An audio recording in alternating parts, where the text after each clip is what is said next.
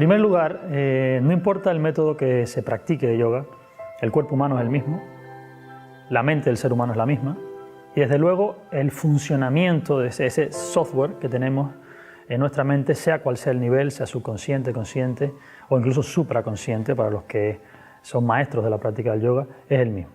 Está totalmente descrito en el Yoga Sutra y se podría, digamos, traducir a los occidentales de una forma simple como la precisión, la percepción y la integración, que son los tres elementos fundamentales o pilares sobre los cuales se debe sustentar una buena práctica de yoga. Ya repito, no importa si son principiantes o son experimentados y tampoco importa el método que se practique.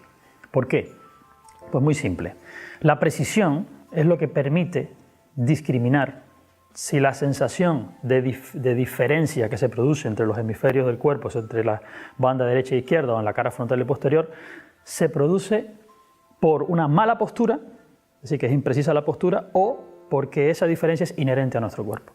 Si estamos haciendo asanas o ejercicios de yoga y estamos haciendo pranayamas o ejercicios de respiración y percibimos esas diferencias y sentimos que un pulmón se llena más que otro o un lado de nuestro cuerpo pisa más fuerte que el otro y no tenemos precisión en la postura, ¿cómo sabemos cómo corregir esto? ¿De qué forma lo corregimos? Entonces, si no hay precisión, no sabemos cómo poner nuestro cuerpo en un estado de equilibrio. Eso es lo primero. Luego, la percepción nos permite la comunicación correcta del cerebro con cada una de las partes del cuerpo. Si no existe percepción en la práctica, la conciencia sencillamente no profundiza. Seguimos trabajando con la vista. O sea, corregimos una pierna porque la vemos. Cuando no la vemos no la podremos corregir porque la comunicación nerviosa entre el sistema sensitivo y motor de la propia región que queremos corregir no está potenciado. Y eso se potencia con la práctica, eso se le llama percepción, a un nivel muy bajo, pero es percepción y a partir de ahí, pues más en profundidad. Y finalmente, el yoga se trata de unión, unificación. Nuestra mente no es una mente que esté en un estado de unidad, es una mente que está en un estado de separatividad. Y cuando empezamos a hacer posiciones de yoga nos damos cuenta. Cuando pensamos en el pie se nos olvida el hombro. Cuando pensamos en el hombro se nos olvida el pie.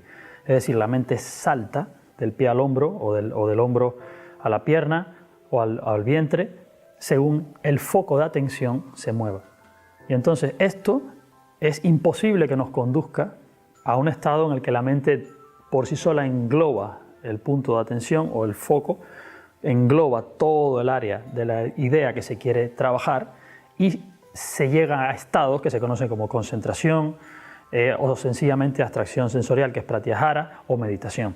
Es imposible acceder a estados de conciencia de ese tipo si trabajamos sobre una mente separativa. Así que la integración, probablemente el más importante de esos tres pilares, es el que permite que el estado de conciencia varíe y el asana madure, que no importa que llevemos 20 años practicando.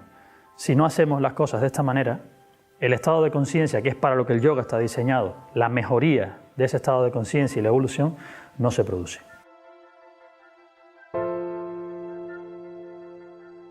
Yo respondería a esa pregunta con una pregunta. ¿Dónde está, en qué área de su cuerpo, o de su mente, o de todo lo que les define como ser humano, dónde está la conciencia? ¿De qué zona de ustedes mismos son conscientes en este momento?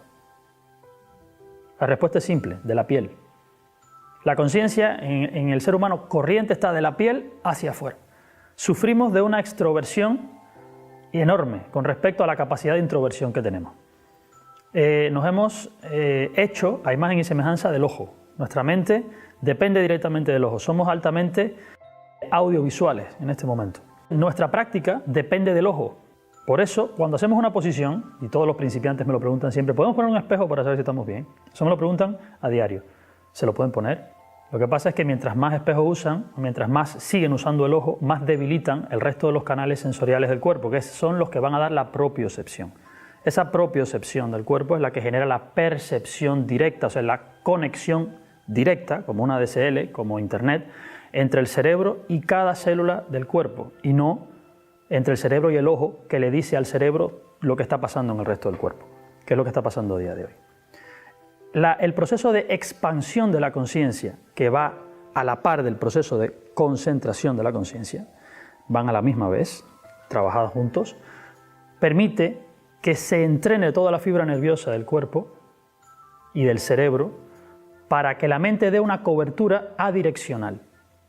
Cuando al principio la mente trabaja de manera direccional y con esfuerzo, que tenemos que focalizarnos en el pie o focalizarnos en el hombro, no tenemos realmente el hardware de nuestro cuerpo preparado para soportar un funcionamiento adireccional y todo abarcante de la conciencia. Eso hace que tengamos que pasar necesariamente por una práctica precisa en la que el ojo todavía sigue siendo el que geométricamente nos dice que la asana es correcta, para poder discriminar y decir todas estas diferencias que siento ahora, como la postura es correcta, se deben a la deficiencia de mi sistema osteomuscular, nervioso, endocrino, etcétera, etcétera. Y poder arreglar todo esto y ponerlo en equilibrio. Y una vez que llegamos a ese punto, sabemos que el instrumento con el que vamos a observar nuestra mente y nuestro cuerpo es un instrumento que está calibrado y equilibrado. O sea, a partir de allí empezamos a potenciar la percepción. Si empezamos a intentar percibir sin lo primero, obviamente es como usar un microscopio o un telescopio opaco, en el que lo que vamos a ver está distorsionado. Es decir, la práctica es errónea, porque no partimos de un principio equilibrado y un principio cristalino, que podamos ver sin distorsión, lo vamos a sentir sin distorsión. Nuestros nervios nos engañan, para decirlo de alguna manera. Y finalmente, la percepción hay que irla entrenando, hay que ir expandiendo el foco de atención hasta que no sea necesario saltar de un lado a otro. Es decir, ya cuando la mente logra abarcar al cuerpo completo, no salta, porque ya está en todas partes.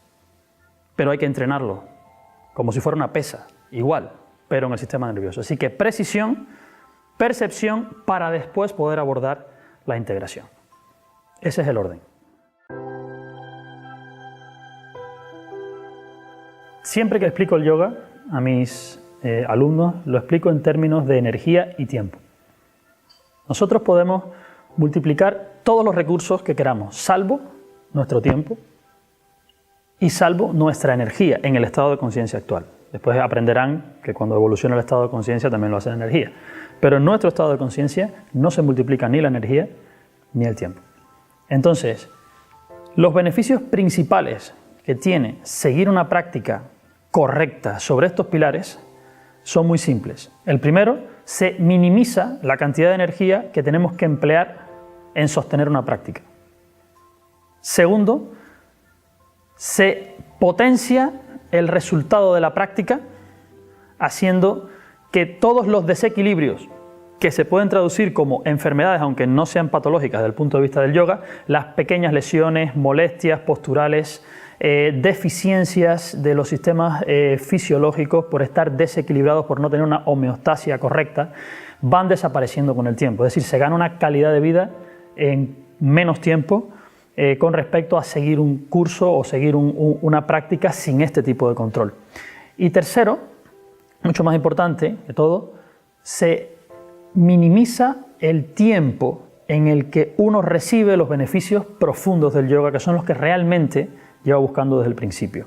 Estos beneficios a veces nunca llegan en la vida, porque la propia práctica de yoga está definida en el Yoga Sutra, que debe ser durante un largo periodo de tiempo de manera ininterrumpida y con toda la atención que la conciencia pueda prestarle.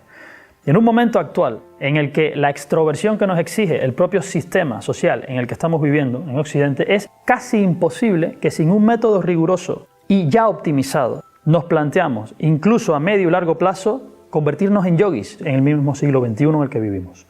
Y el objetivo que yo tengo con estos tres pilares es que esto sea posible aquí y ahora, en mitad de esta sociedad.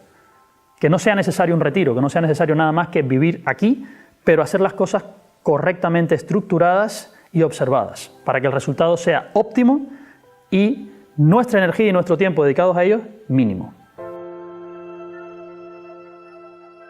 Ojalá hubiese tenido yo al principio de mi práctica una guía como esta, para comenzar a practicar.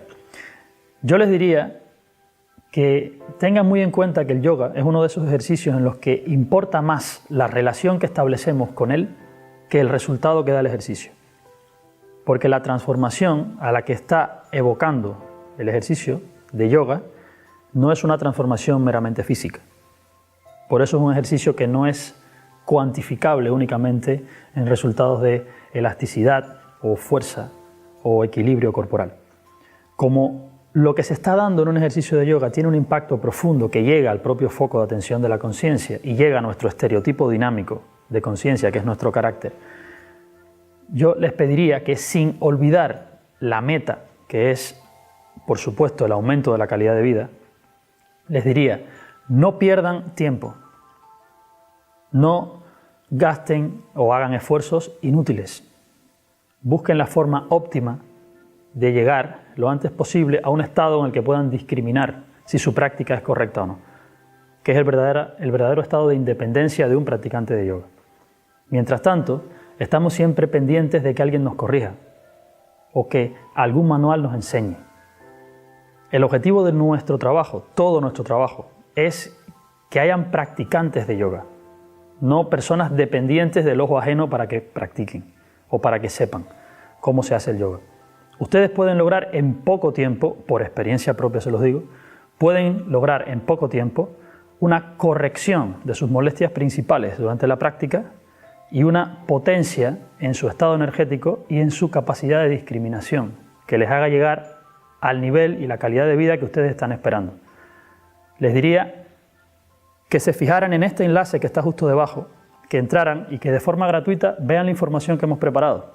Si está hecha para que de manera gratuita ustedes la vean, se beneficien de ella y la divulguen, porque es algo que a día de hoy todo el mundo debería saber.